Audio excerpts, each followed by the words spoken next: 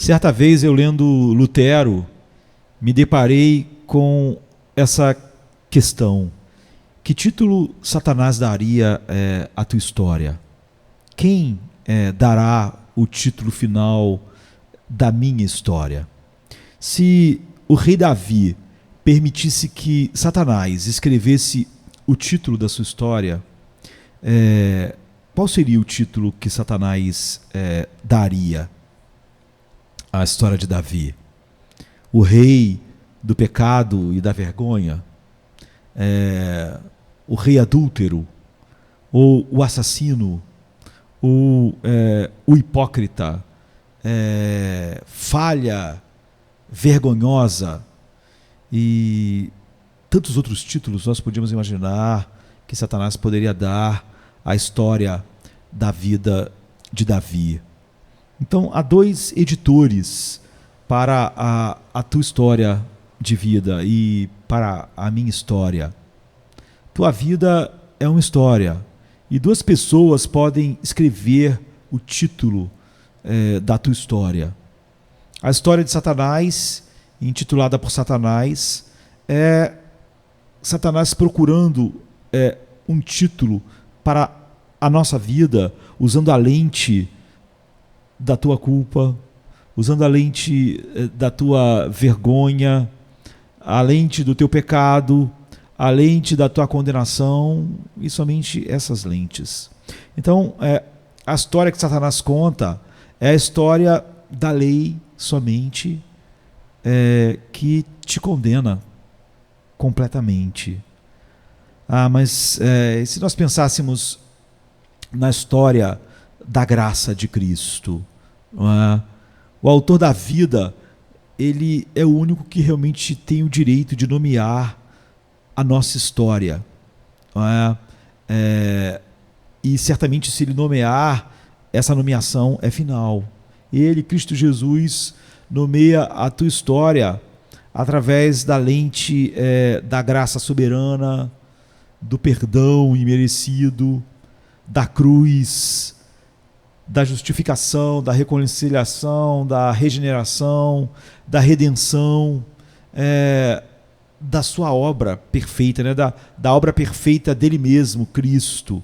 Então, a história de Cristo é a história do Evangelho, que regenera, justifica, que perdoa e torna todas as coisas novas e as coisas velhas passam. Então, nós começamos mostrando a história de Davi, intitulada por Satanás. Mas pense na história de Davi através da lente do Evangelho de Cristo, da lente do Evangelho da graça soberana. Quando Cristo dá título à história de Davi, ele não termina, Davi não termina no salão da vergonha de Satanás. Não. Davi termina no salão da fama da fé, né? no hall da fama da fé de Cristo. Fé, que você deve lembrar, é um dom da graça soberana de Deus. Nunca esqueça isso. Mas o que a palavra de Deus diz que pela fé a prostituta Raabe, por ter acolhido os espiões, não foi morta com os que haviam sido desobedientes. E o autor de Hebreus diz: que mais direi? Não tem tempo para falar sobre Gideão, e Baraque, e Sansão, e Jefté, e Davi, e Samuel, e os profetas, os quais, o autor de Hebreus diz, pela fé eles conquistaram reinos, praticaram a justiça, alcançaram o cumprimento da promessa, fecharam a boca dos leões, apagaram o poder do fogo, escaparam do fio da espada, da fraqueza tiraram forças, tornaram-se poderosos na batalha e puseram em fuga exércitos estrangeiros. Depois ele vai falar sobre aqueles que foram mortos e que foram desprezados pelo mundo, né, em Hebreus 11, a partir do verso 31. Então, você percebe quem esteve no hall da fama, da fé, que é um dom da graça soberana de Cristo? Raabe, a prostituta, está lá, pela fé. Davi, o adúltero, assassino, está lá, pela fé. Isso não é suficiente. Nós podemos ir além. Aqui está o título, né? Nós podemos olhar para o título e não imaginar, mas olhar para o título de Cristo, para a história da vida de Davi, o homem segundo o coração de Deus. Ali está, assim, na escritura inerrante, não é? A Bíblia diz: depois de rejeitar Saul, levantou-lhes Davi como rei, sobre quem testemunhou: encontrei Davi, filho de Jessé, homem segundo o meu coração, e ele fará tudo o que for da minha vontade. Da descendência desse homem, Deus trouxe a Israel o Salvador, Jesus, como prometera, diz Atos 13, 22 e 23. Então, a história de Davi é tomada pela graça soberana de Deus, e pela graça, ele é o homem segundo o coração de Deus. A graça é poderosa o suficiente para fazer isso, para começar e terminar a história.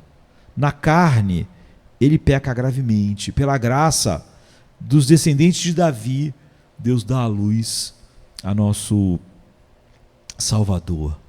Então deixe o Evangelho reescrever o título para a sua história de vida. Como eu disse, eu me deparei com isso certa vez lendo Martinho Lutero. Martinho Lutero entendeu como o Evangelho da graça de Cristo reescreve a nossa história de vida pecaminosa e vergonhosa.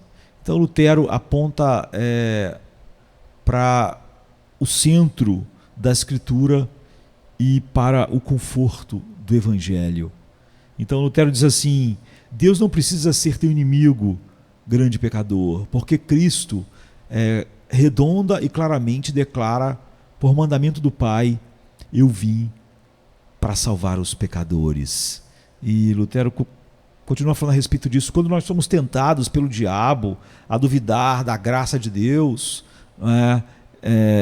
Lutero nos encoraja a lutar contra as mentiras condenatórias de Satanás com a verdade da graça do Evangelho, da graça soberana no Evangelho. Então Lutero diz: quando o diabo nos envia os nossos pecados e nos declara dignos de morte e do inferno, nós devemos responder: eu confesso que sou digno de morte e do inferno. E que mais você tem a dizer, diabo? Você estará perdido para sempre. O diabo vem com essas acusações e diz: pois eu conheço aquele que sofreu por mim, responde Lutero, e fez a satisfação pelos meus pecados. O seu nome é Jesus Cristo, Filho de Deus. E enquanto ele viver, eu também viverei. E cuspa no diabo, Lutero continua dizendo. Portanto, trate o diabo assim, ele diz: cuspa nele e fale: eu pequei, bem, então pequei, e isso me entristece muitíssimo. Mas eu não vou por esse motivo entrar em desespero, porque Cristo suportou e tirou todo o meu pecado, sim, todo, do início até o fim. O que devo fazer se eu tivesse cometido assassinato ou adultério, ou mesmo crucificado Cristo? Pergunta Lutero. Ora, mesmo assim, ele responde, eu deveria ser perdoado ao olhar para a cruz em contrição verdadeira, porque eu vejo lá ele dizer: Pai, perdoa-lhes, em Lucas 23, 34. Eu estou no dever de crer, Lutero diz. Eu fui absolvido. Então, como é inútil teus títulos, diabo, para a minha história? Então Lutero nos exorta a depender com ousadia somente disso, para experimentar paz com Deus e desprezar os títulos que Satanás quer dar à nossa história. Lutero disse que foi isso que ele fez com os títulos que Satanás queria dar à história a ele. E Lutero continua: Cristo não é o que nos acusa ou ameaça, mas reconcilia e intercede por nós pela sua própria morte e pelo sangue, o seu sangue derramado por nós, para que não tenhamos medo dele, mas nos aproximemos dele com toda a confiança.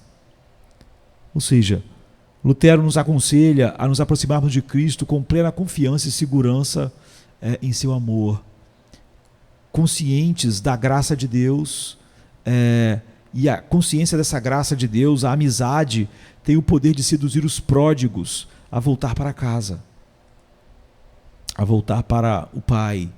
E Lutero diz: acredite que ele o estima e o ama mais do que eu, Lutero ou qualquer outro cristão. A consciência, estimulada pelo diabo, pela carne e pelo mundo caído, diz: Deus é teu inimigo. Abandone-se em desespero, mas Deus, em seu próprio amor paternal e através da graça do seu Filho e através da sua palavra e através do testemunho do seu povo, diz: eu não estou irado contra você se você está no meu Filho. Você é aceito no amado e nós estamos reconciliados. Então o título de sua história vem através da lente do Evangelho. Então nós podemos perguntar: quem está escrevendo o título da sua história? Era sobre isso que Lutero estava falando. É Satanás, através da sua narrativa de condenação da lei, ou é Cristo, através de sua graça, a narrativa do Evangelho da graça soberana? Qual pela graça de título de Cristo, qual é, pela graça de Cristo, o título dado pelo Evangelho à tua história? Pela graça, qual é o título que pelo Evangelho a tua história agora está intitulada? Qual é o título da tua vida que a graça de Cristo trouxe para você? Lutero diz: pense nisso e tenha paz. Tenha paz. Amém, querido? Amém. Come to me, you weary one, and I will give you rest.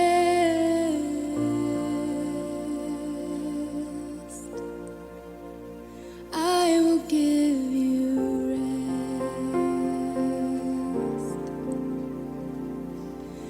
Come to me, you